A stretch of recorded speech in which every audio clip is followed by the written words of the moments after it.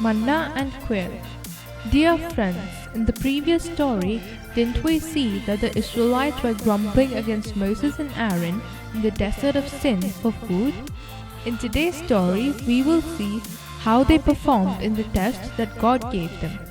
Doesn't the God who delivered them from the Egyptians know that he should give them food?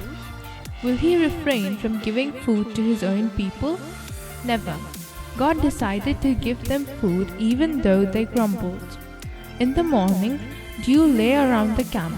When the dew had gone up, there was a fine flake-like thing on the ground. And when the people of Israel saw it, they asked one another what it was. Then Moses said to them, "It is the bread that the Lord has given you to eat." They were to gather the manna for 6 days, and on the 6th day they were to gather twice the amount, because the next day was the Sabbath, and they had to rest on the Sabbath. Because they did not know what the thing they gathered from the ground was called, they named it manna. God gave these commands regarding the manna. They were not to gather too much, and they were not to keep any of it for the next day. The manna was like a coriander seed, white, and the taste of it was like wafers made with honey.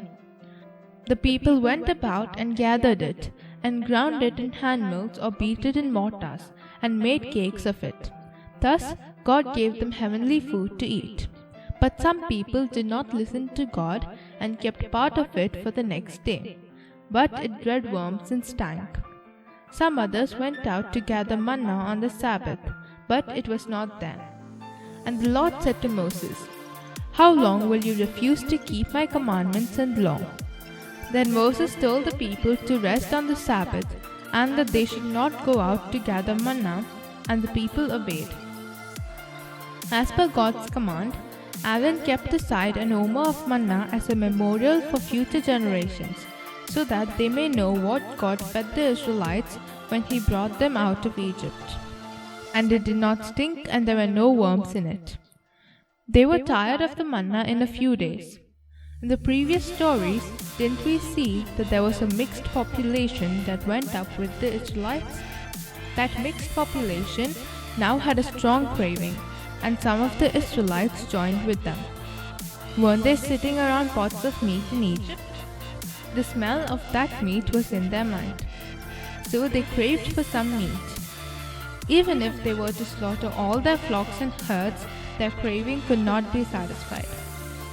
Here also God decided to give them meat even after hearing them grumble. Even though they failed the test, God decided to give them grace marks and take them further.